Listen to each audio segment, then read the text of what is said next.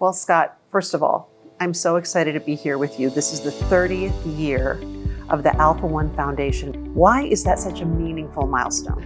I think it's an important milestone for a couple of reasons. One is when we celebrated our 25th, it was pre-COVID, and then COVID happened, and no one was expecting a pandemic. And it was important for us to celebrate the milestone of coming out of the pandemic. And over those 5 years, so much has transpired in the Alpha-1 community that I thought it was really important to recognize our history, recognize our resilience, and appreciate and celebrate that a 30-year accomplishment in any environment is pretty spectacular.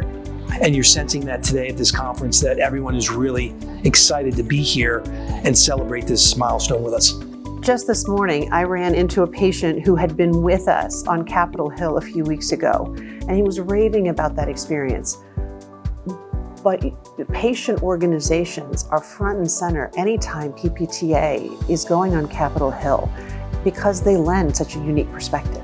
Yeah, I think PPTA does a great job of leading the community, especially around plasma-related issues and policy needs, embraces the organizations to come and support those issues with them. And I think collectively, right, the more voices we have, the louder voices we have, the more attention we're going to get and the more change we can make.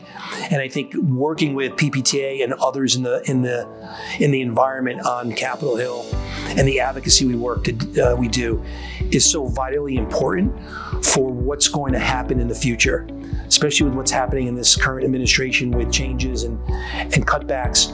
We need to be collectively united to make sure our patients' voices are heard. We have first-time attendees, and sometimes this is the first time they're actually meeting another Alpha.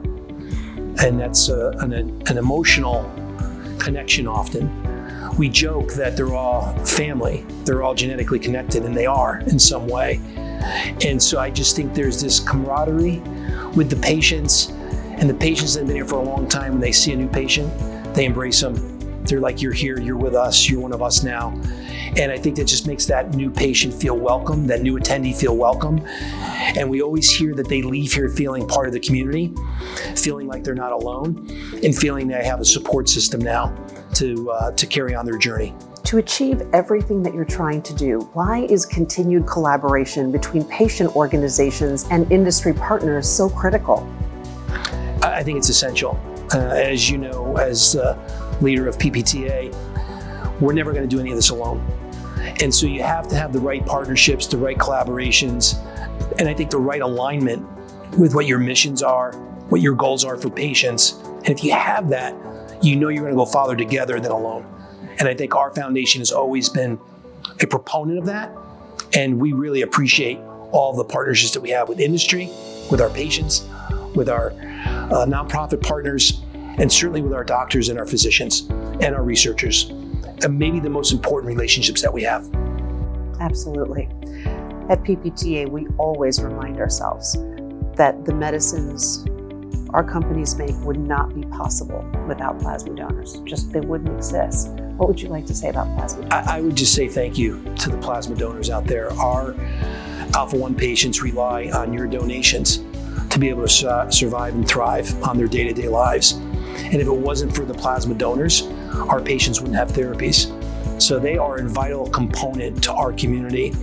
And I don't know that we see them or thank them enough, and we should. And this is a great opportunity for me to say thank you to them and to PPTA for always putting the plasma donor front and center in all that you do and all that we do in terms of how we can actually move the field forward for patients that need plasma donations.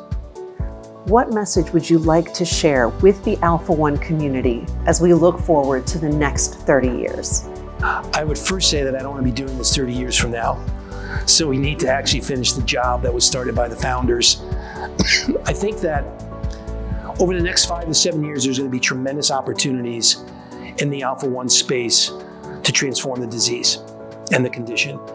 And if we can take advantage and leverage those opportunities now, as we're structured and strategically planning to do so, I think we're going to see some really great advancements and potentially a cure in the next decade.